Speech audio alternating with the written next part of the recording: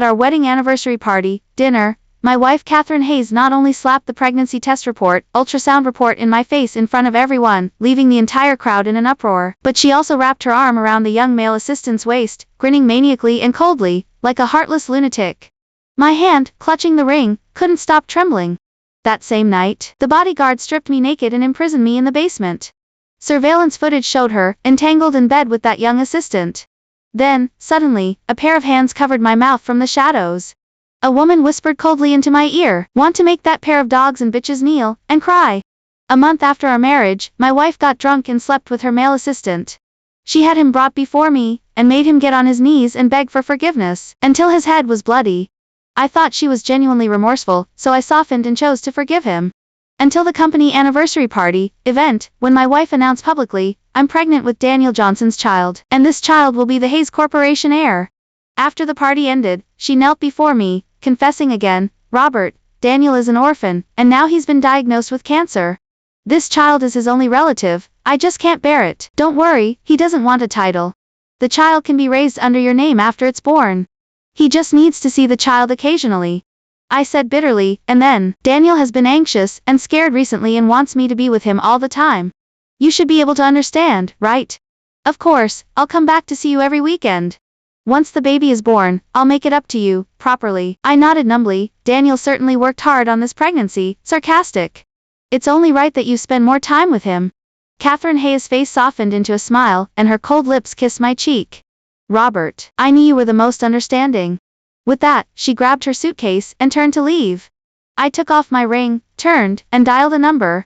"David, divorced and abandoned husband, do you still want him?"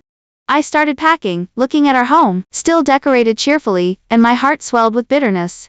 The innocent first love from college, the sweet everyday life after graduation.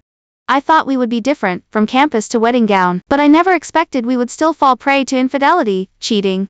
Tears welled up. I closed my eyes and forced them back. Just as I was dragging my luggage towards the door, Catherine Hayes called. "Robert, hurry to Maplewood Estate. Daniel is suddenly feeling unwell and panicky." Her tone was anxious and impatient. I looked at my slender fingers, this hand that has performed countless surgeries on patients, thinking that one day, it would treat my wife's lover. Remembering the divorce papers hadn't been signed yet, I turned and went to the estate. When I arrived at the estate, the front gate was wide open. Catherine Hayes was holding Daniel Johnson, gently comforting him, with a doting look on her face I had never seen before. "Good boy, drink this soothing herbal tea, soothing drink, and you won't feel bad anymore." I specially simmered it for 3 hours. Even though I had told myself not to be upset, bitterness still rose in my heart. Catherine Hayes lived a life of luxury, always had everything handed to her since she was little, water was brought to her lips. Now she was actually simmering soup for someone else. I took a deep breath and walked in. Catherine Hayes saw me and quickly stood up, then suddenly remembered something, and hurried to reach out and support Daniel Johnson's waist. Still dizzy. "Should I have Robert take a look?" Saying that, her gaze turned to me. "Robert, Daniel's chest has been tight, and he's dizzy. Hurry and examine him." Daniel Johnson clung to Catherine Hayes' arm, leaning his whole body against her, and said weakly, "Robert, I told you I'm fine. Catherine insisted you come. I just feel bad inside, I feel like I've wronged you. I hate people who break up other people's families, the most, but I..." His voice choked up, and tears flowed down his cheeks. Catherine Hayes quickly comforted him heartbrokenly. "Daniel, how many times have I told you? It was me who made a mistake when I was drunk. You're not the other man, you did it all for the child. Look at the room, I've redecorated it. Our wedding photos, your favorite roses, from now on, this will be our home." That's when I noticed the room was filled with intimate photos, photos of them together, photos of them walking together, eating together, and one where Daniel Johnson was carrying her on his back, running across the lawn. The hem of her white dress lifted high. They must have been very happy then. Was it a month ago, or 2 months ago, or even longer? But Catherine Hayes had never smiled so happily while with me on her back, because she was always busy. Even on vacation she spent half the time looking down, handling work. "But, Robert," Daniel Johnson said, glancing at me, timid and guilty. Catherine Hayes quickly pulled me over to Daniel Johnson. "Robert, tell Daniel he's not the other man, that he didn't ruin our relationship, that you're willing to treat him like family." Seeing Catherine Hayes' anxious look, I sneered. "Catherine Hayes, you want me to treat the person you cheated with like family? You want me to just accept this?" Then I looked at Daniel Johnson. "Daniel Johnson, you don't have to act like this. Trying to play the innocent victim. You know exactly what you're planning in your heart. Aren't you just trying to secure his position through the baby, forcing me out so you can marry into the wealthy Hayes family later? Daniel Johnson's face turned pale when I exposed him directly, tears welling up but not falling. How can you say that about me? What? You weren't thinking that. Then sign this right now. After the child is born, go abroad immediately, never see Catherine Hayes again, and we'll pay for the upbringing. Daniel Johnson stared at the divorce papers I held out. His breathing suddenly became rapid, and he clutched his chest tightly. Catherine, I'm leaving now, I can't. Suddenly, his eyes rolled back, and he completely fainted in Catherine Hayes' arms. Catherine Hayes immediately panicked and slapped his face. Daniel, wake up, I'm taking you to the hospital right away. As she passed me, Catherine Hayes suddenly raised her hand and slapped my face hard. Robert Miller, I've indulged you too much, letting you forget your place. Daniel has cancer, and you're coldly ignoring it. Daniel is so innocent and sensitive. He constantly feels like he's wronged you, always backing down, and you still stab him, in the heart. Someone. Lock Mr. Miller in the basement. Don't let him out without my order. Saying this, she carried Daniel Johnson and left quickly. Daniel Johnson's head, resting on her shoulder, looked at me for a moment as they went out the door, a look of mockery and disdain. I struggled desperately, but was finally forced down into the basement by the bodyguards and tied to a chair. I shouted frantically. The two men pulled out a rag from somewhere and stuffed it into my mouth. Instantly, a foul smell filled my mouth. I vomited desperately, only able to make muffled sounds. The basement was completely dark. After struggling for a long time, I slumped back on the chair, exhausted. My stomach started rumbling at first, but finally, there was only a wave of nausea and stabbing pain in my gut. I drifted in and out of consciousness, feeling like my whole body was numb, my limbs seemingly uncontrollable. After I don't know how long, the basement door opened. Catherine Hayes stood tall at the entrance, supporting Daniel Johnson. Robert, have you thought it through? If you admit your mistake and apologize to Daniel now, I'll let you out immediately. You've been locked up for 2 days, you must be hungry. I mustered a bit of strength, wanting to curse back. Bastard, son of a bitch, what did I do wrong? Was it wrong not to applaud you finding someone to cheat with, or wrong not to welcome your lover into our home? But just as I opened my mouth, my vision went black, and I fainted. In a daze, a warm embrace held me. Why are you so stubborn? How will you get along with Daniel like this? You really need to work on your temper, attitude. When I opened my eyes again, I was lying in a hospital bed. My wrist was wrapped in thick bandage, gauze. As I was about to move, a nurse walked in. Don't move. You just had surgery on your wrist. I looked at my wrist in confusion. I was just starved for 2 days, what happened to my hand? Just then, my good friend Dr. Adams walked in, looking at me with a sigh. Dr. Miller, why don't you take care of your hands? You know a doctor's hands are their life. Your wrist had a lack of blood flow for a long time, causing extensive nerve damage, nerve death. There's no telling how long it will take to recover. My heart sank instantly. Being a doctor was my dream. I knelt before my father for a day and a night, resisting family pressure, giving up business management to study clinical medicine.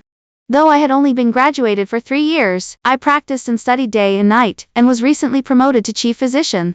Looking at my stiff fingers, a sharp pain spread throughout my body. Catherine Hayes, how could you do this to me? You knew, why did you do this to me? The door was suddenly pushed open. Catherine Hayes walked in, arm in arm with Daniel Johnson. Do you know you were wrong? She looked at my hand. If you hadn't been unreasonable and insulted Daniel so shamelessly, I wouldn't have injured your hand. Forget it, I didn't want you to go to the hospital anyway, it smells of disinfectant all the time. When I have the baby, you can just stay home and take care of him. Hearing Catherine Hayes' words, devoid of any emotion, my heart seemed to stop. I couldn't tell if it was chest pain or body pain. The encouraging and appreciative words gradually faded. I thought our relationship was different, that she understood me. We spent all our time together, were inseparable for 20 years, went to school together, messed around together. She was the one who knelt in the rain with me, supporting my dream. She was the one who waited outside the lab, holding and rubbing my hand tenderly. Unfortunately, the girl who weathered the storm with me eventually vanished into time. I slapped the hand she reached out. Catherine Hayes, get out of here with your lover. I want a divorce. Robert Miller, don't act high and mighty just because you're from the Miller family. I, Catherine Hayes, don't need to care. Catherine Hayes grabbed my wrist, and her voice cut off abruptly. Blood quickly stained the bandage, gauze red. Catherine Hayes looked at my hand in confusion, her expression shattering piece by piece, then she yelled angrily, Doctor, where's the doctor? Quick, look at my husband's hand. If anything happens, I'll tear down this hospital. The doctor came, quickly removed the bandage, gauze, and rushed me back into the operating room. An hour later, pale-faced, I was sent into the hospital room. Dr. Adams glared at me furiously. How could you be so reckless with your hand, kid? Do you still want to perform surgery? To ruin yourself like this for a woman, don't say you're my student anymore, I can't stand the embarrassment. He glanced sideways at Catherine Hayes, whose face was also dark. Robert, when are you going to change your temper? Can't you be understanding, sensible like Daniel? Looking at Daniel Johnson, leaning against her shoulder, looking terrified and uneasy, a cold smile touched my lips. Dr. Adams was right. For a woman blind to the truth, foolish woman like this, I was indeed impulsive. Catherine Hayes, this is just how I am. I can't change, and I can't become someone who has an affair, and shows no shame like you. Let's get a divorce. Catherine Hayes was completely enraged by my coldness, and immediately pointed at me, roaring, enough, Robert Miller. Don't threaten me with divorce. I absolutely must take care of Daniel. He is, after all, the father of my child. I'm not cold-blooded and heartless like you. I have 6 months left until I give birth. Reflect on yourself carefully, or Daniel won't feel comfortable entrusting the child to a narrow-minded and selfish person. I smiled indifferently. Catherine Hayes, I don't care to raise a lover's child either. If you won't divorce, then we'll file for divorce, take it to court. Catherine Hayes flinched, trembling with anger. Robert Miller, you're actually thinking of filing for divorce, taking it to court. You don't care about the reputation of both families. You just can't tolerate Daniel. In today's society, people in my position always have affairs. I didn't hide it from you, which was already showing you respect. And you still want a divorce. Think about that. After saying that, Catherine Hayes walked away with Daniel Johnson, not looking back. I couldn't help but sneer. All these years of yielding and sacrificing for her had made her take me for granted, completely indifferent to my feelings. The love I once felt vanished at that moment. For a whole week, Catherine Hayes didn't appear at the hospital.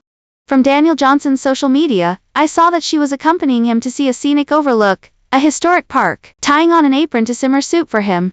She just let Daniel Johnson take photos, and even post them. He had once said he hated posting on social media.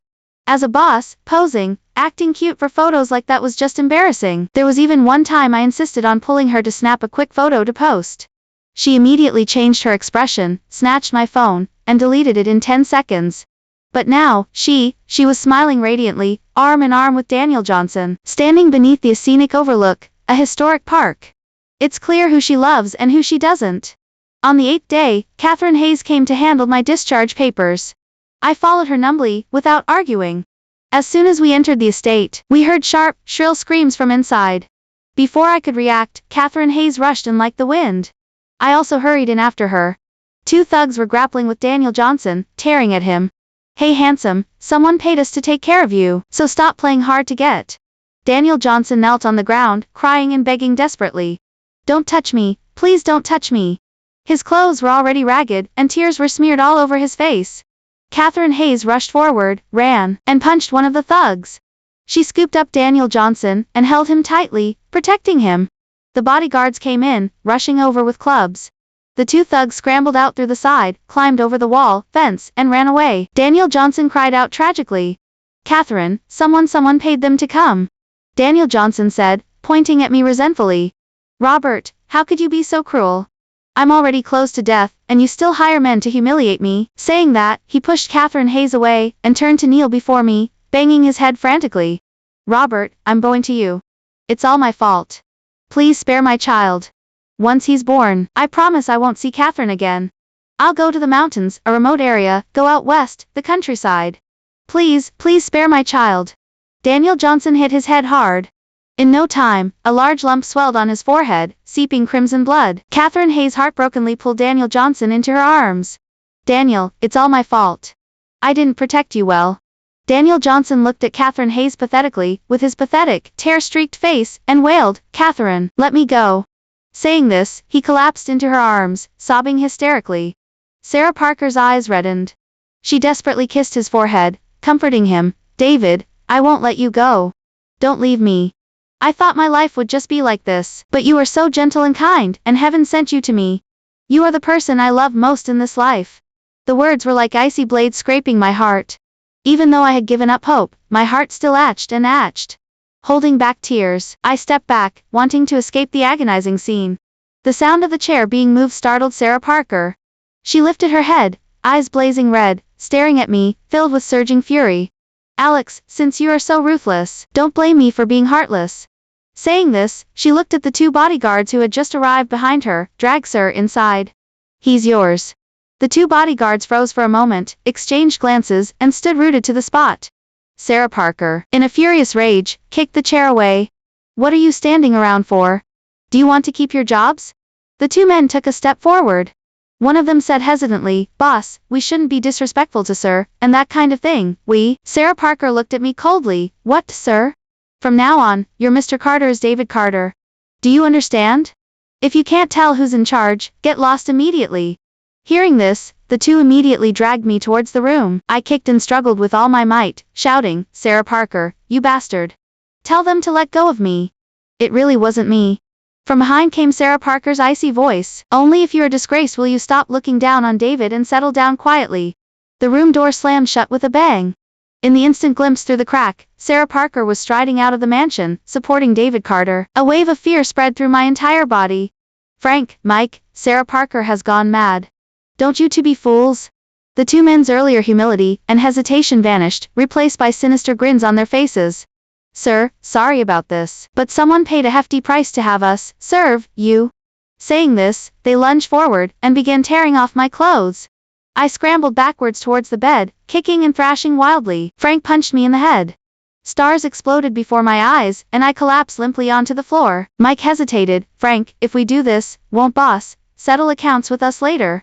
Idiot. Who does the boss listen to now? It's Assistant Carter, who calls the shots. If anything happens, Assistant Carter just has to pout and shed a few tears, and the boss will do exactly as he says. We're in luck today.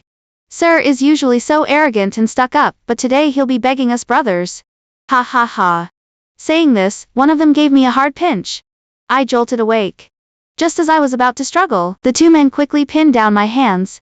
Rough, hairy hands roamed and pinched my body. Frank let out a muffled groan. Can't take it anymore. One of them opened his mouth wide and bit down hard on me. I screamed, kicking my legs with all my might. A hand slapped me hard across the face with a crack, followed by another blow near my ear. My head was ringing.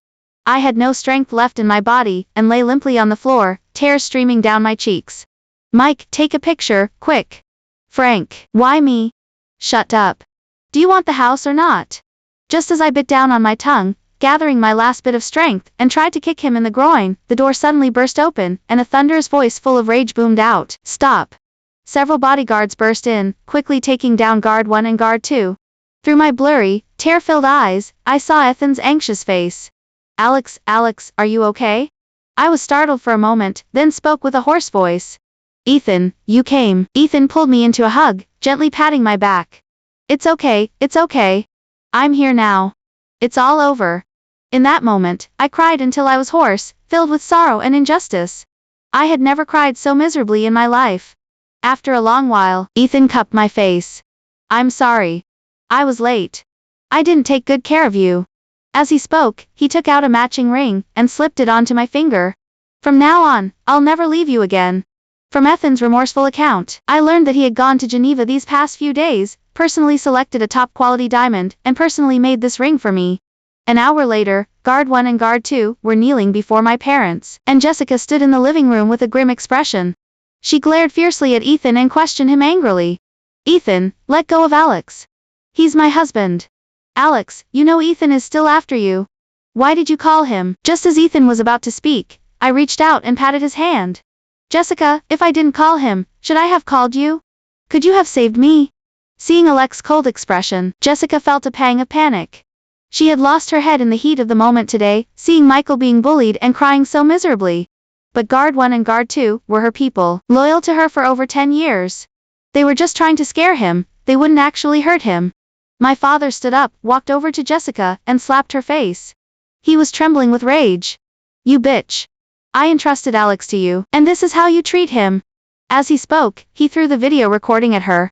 He never imagined his son would suffer such humiliation. Jessica had knelt before him, swearing she would treat Alex well and love him forever and ever. Only then had he agreed to the marriage arrangement. He never expected her to do something so despicable. Watching the video, seeing myself stripped naked, screaming and begging for mercy, with guard one savagely manhandling me, Jessica was on the verge of collapse. She fell to her knees with a thud. Dad, I was wrong. Please forgive me. I'll accept any punishment. I'll take good care of Alex from now on. The person I love has always been Alex. This time, I was just momentarily confused. I looked at Jessica coldly. Jessica, you say you were momentarily confused now. What about Michael? How are you going to handle him? Jessica frowned, lost in thought. Alex, you know I just felt pity for Michael. And he's ill. Can we discuss this after I have the baby? Dad sighed deeply and spoke slowly. Jessica, you only liked Alex for the sake of the business cooperation, didn't you? Alex is the most suitable husband for you, which is why you don't want to let go. My father looked at Jessica sternly. He didn't say the latter part, but everyone understood.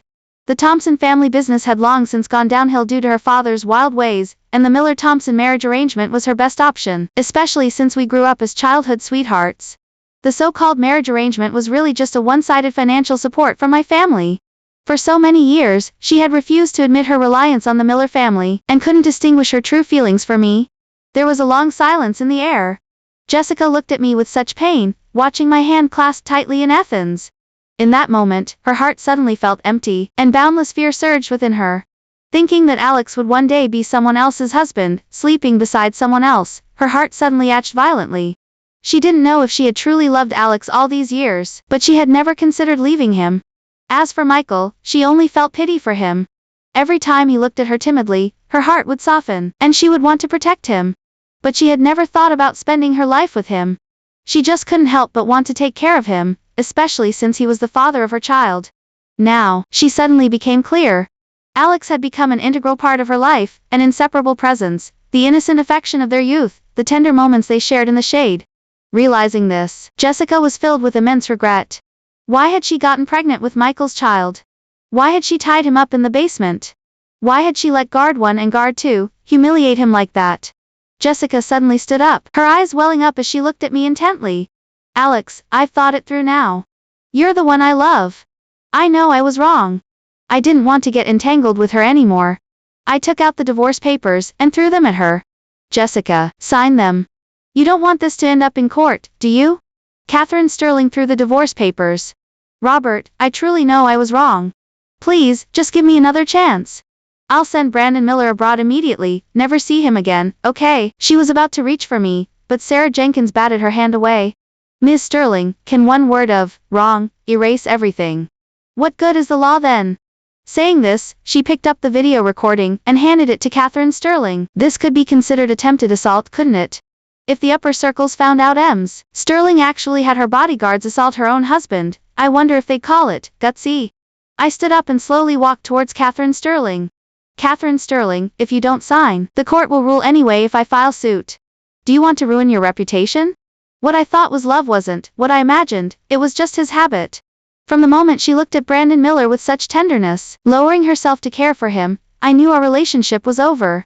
It was just one disappointment after another piling up into a mountain, leading to complete despair. Catherine Sterling stared fixedly at me, sorrow slowly emerging in her eyes, which quickly turned bloodshot, filled with obsession and rage. Suddenly, she raised her hand, and slapped herself hard across the face, then another slap. The sharp sound of the slaps echoed through the living room. I don't know how many times she slapped herself, but her face was swollen, and almost bleeding. Robert, I wronged you, I lost my head. I just beg you to give me one more chance. I know you're just using Sarah Jenkins to provoke me. You don't love her at all. She chased you for 6 years, and you never paid her any mind. How could you suddenly want to marry her now? I pushed her away, and scoffed. Catherine Sterling, Sarah Jenkins did chase me for 6 years without me developing feelings. But I'm clear-headed now. From the moment you kept the child and openly flaunted Brandon Miller, your love became worthless. From the moment you tied me up in the basement, I was utterly disillusioned. From the moment you had your bodyguards assault me, any affection between us vanished completely. If you ask me about my feelings for you now, I'll tell you. I stared at Catherine Sterling with piercing eyes, only hatred. I wish you were dead. Catherine Sterling looked at me, in panic, roaring hoarsely, no, it's not like that. These were all accidents.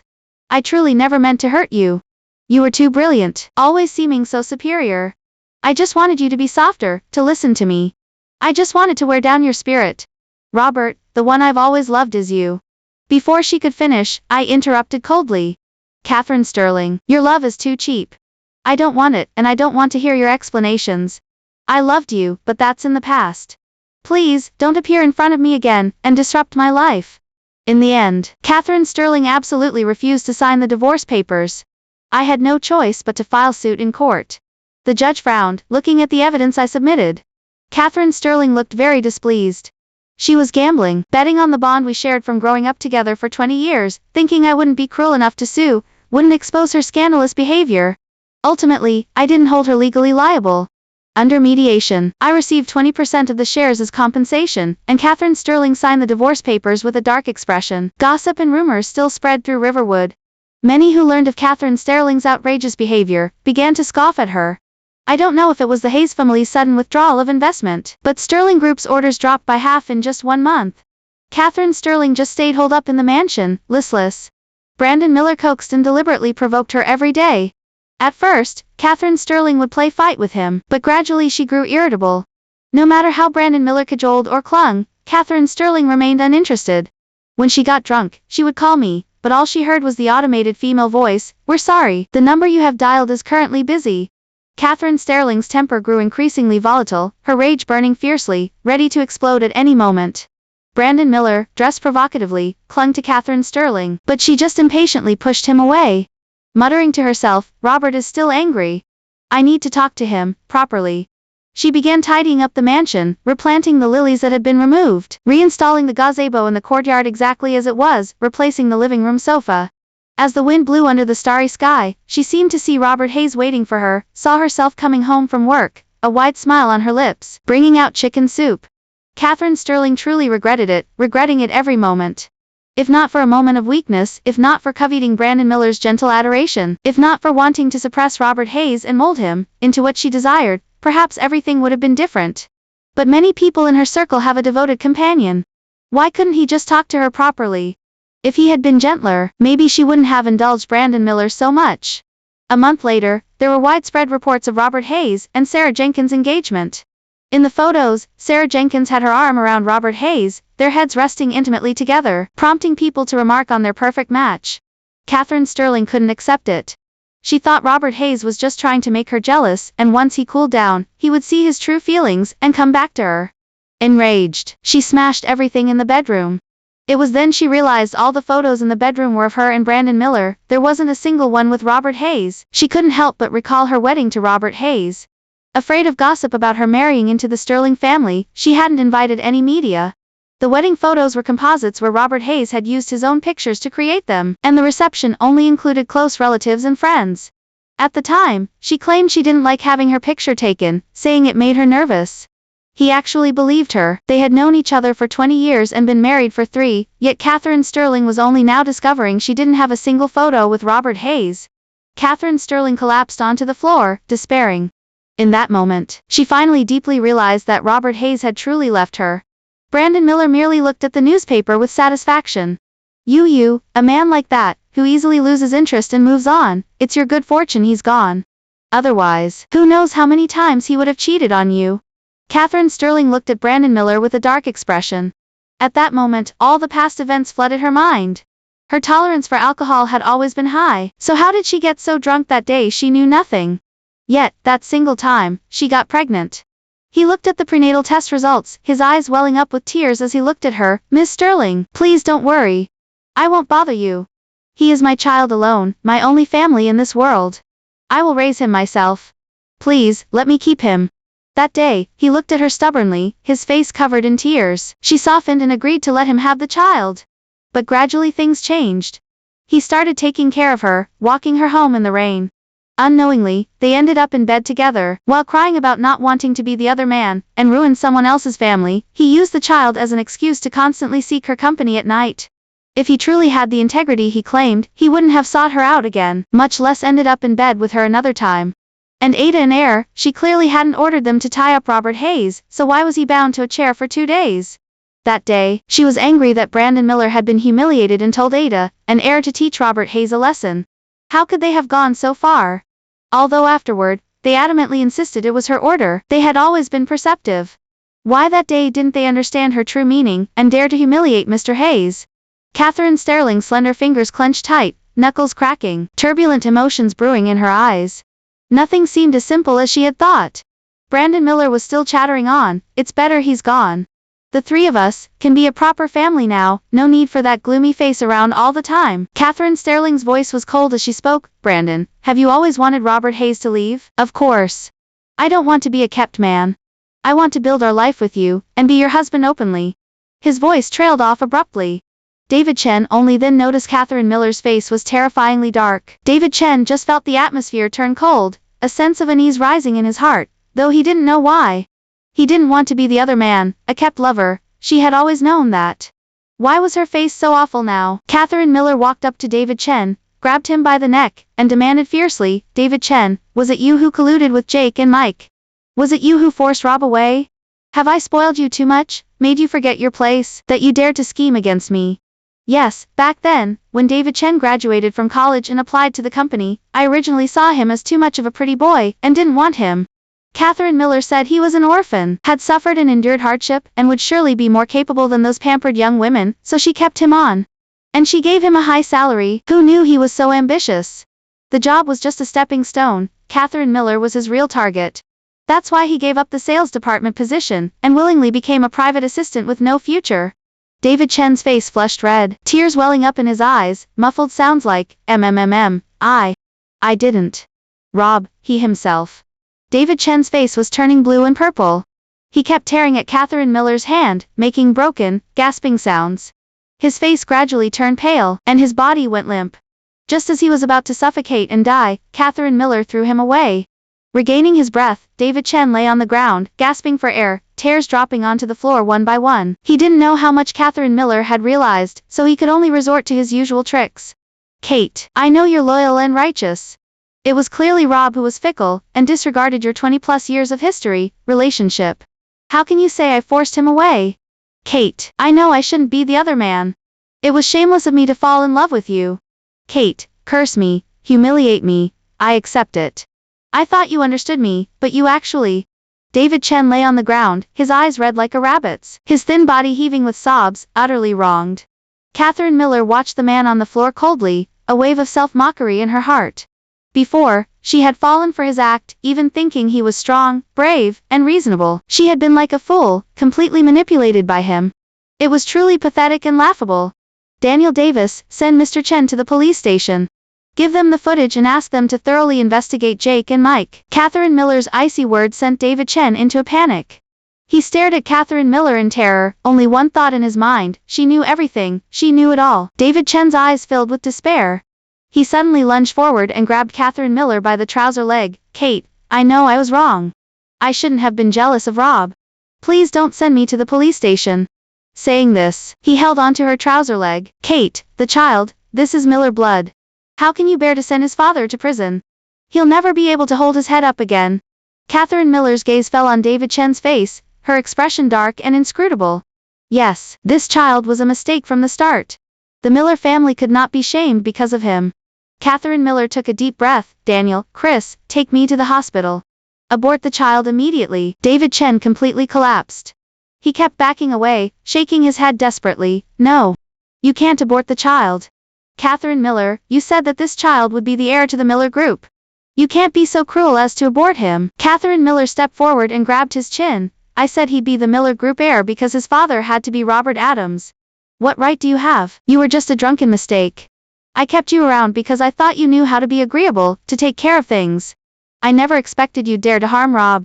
Looking at the coldness in Catherine Miller's eyes, David Chen was utterly terrified. He didn't understand how Catherine Miller, who had always doted on him and indulged him, had suddenly changed. He now had only one thought: stop this crazy woman immediately. The child was already 8 months along. If the abortion happened now, he would lose everything. David Chen suddenly grabbed hold of Catherine Miller, and wouldn't let go. Catherine Miller waved a hand. 2 new bodyguards grabbed David Chen, and dragged him out. David Chen yelled and begged desperately. The bodyguards found a rag from somewhere, and stuffed it in his mouth. Only muffled sounds could be heard in the corridor. Less than 2 hours later, Catherine Miller's abortion was complete. Catherine Miller looked at the simple words on the report, and suddenly felt much lighter. She printed out the medical report, discharge papers. She wanted to tell Robert Adams that she had aborted David Chen's child, that she would send him to prison, to avenge him, and that she would never make a mistake again. Robert Adams was actually having a party with friends at the hotel. When Catherine Miller burst in, she saw several of their usual friends were there. Sarah Johnson was there too. "Ms. Johnson, I've always thought highly of you and Rob. You two are the most suitable couple." "Exactly. Sarah has a bright and generous personality, and Rob is a man of integrity. You're a perfect match made in heaven. A business family, dynasty needs harmony at home to thrive." Sarah Johnson chuckled softly. "Back then, I wasn't in a position to love Rob. Now that I have my own career, I can finally pursue him properly." Hearing their conversation, Catherine Miller was almost driven mad with anger. Just a while ago, they were still praising her for being lucky in love and teasing her about her skills. She never expected they were just waiting to see her fall. Catherine Miller stepped forward and grabbed a friend by the collar, her eyes wide with fury. "Rob and I are the perfect match made in heaven. What nonsense are you talking about? Were you all just waiting to see me fall? That's why not one of you advised me?" Saying this, she looked at Sarah Johnson. "Rob didn't fall in love with you before. Do you think he'll suddenly change his mind and like you now? He's just mad at me. Once he cools down, he'll come back to me."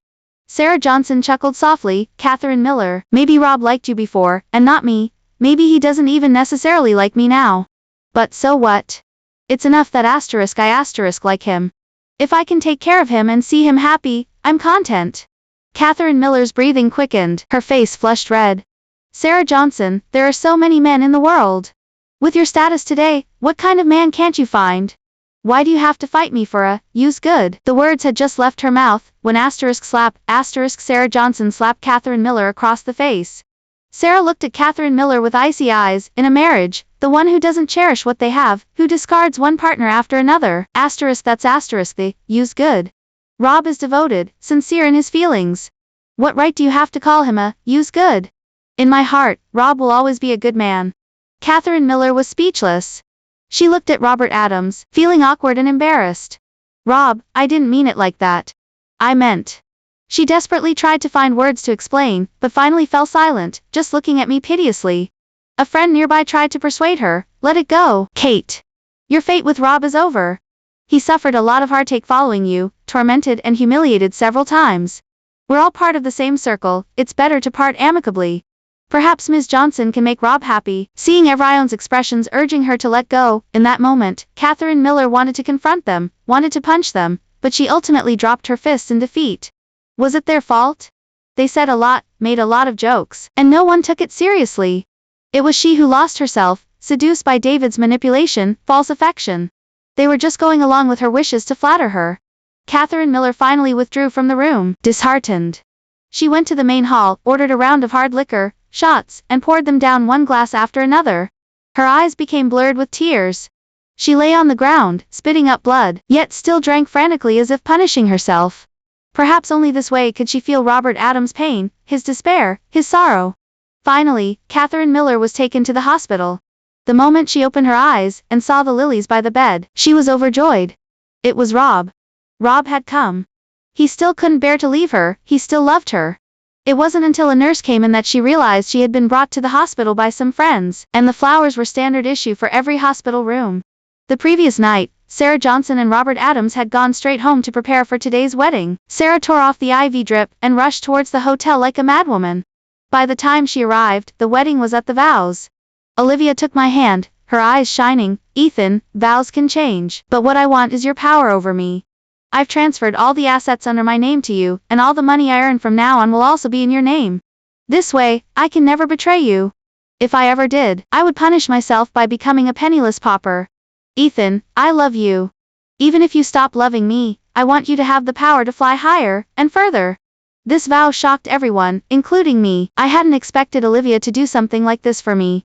The love she spoke of was so intense, so sincere. Olivia declared her long-held secret love for me, in front of all the guests. She had loved me since university, falling for me at first sight. Unfortunately, back then she was just an orphan, not yet the rising star of Riverwood. I was an arrogant rich young man, spending my days indulging myself, occasionally doing some charity work. I didn't know what she liked about me. In that moment, I was scared. Did I deserve such passionate love? How could I possibly repay her? Olivia seemed to sense my anxiety. She leaned in and whispered in my ear, "Ethan, don't be afraid. Just be yourself. Even if you grow tired of me and want to leave, I'll still wish you happiness. She looked at me with such steady, gentle eyes, instantly melting away all my worries and doubts. I pulled her into a hug and gave her a deep kiss. The hall erupted in thunderous applause. Seeing this scene, Sir's heart felt like it was being cut. She fought back tears, holding on to the last shred of her dignity, and slowly retreated. She had lost, utterly defeated. She knew she had completely lost Ethan, the husband whose world had revolved around her, who would never look back at her again. In the world of love, she was like a clumsy child, completely outclassed by Olivia. A few days later, Sarah sent me a stock transfer agreement for 30% of Sarah Enterprises. Olivia wanted to return it, but I stopped her. Olivia, only when you are stronger, more capable, can we do the things we want to do. Olivia thought for a moment, then nodded in agreement. Olivia's Apex Technologies began to develop rapidly, reaching the top of Riverwood's tech industry within just 6 months. Sarah started developing a drinking problem. Sarah Enterprises' reputation began to decline. She didn't care, letting it happen. I heard that she would visit Mark in prison whenever she had time, and had people make things difficult for him in prison. In just 6 months, Mark was terribly thin. When he saw Sarah, he just begged for mercy. Miss Sarah, I was wrong. I shouldn't have been the other woman, mistress, I shouldn't have destroyed your family. Please forgive me, don't let them hit me anymore. Unfortunately, his regret came too late and held no meaning. A year later, Olivia gave birth to a daughter. Olivia held her daughter, tears of joy streaming down her face. Ethan, thank you. The scene from Countless Dreams, I finally made it real. I smiled and stroked her head. Liv, I'm in a dream too. It's a happy, long dream. Olivia held me tightly, and I held her back, never letting go, for a lifetime.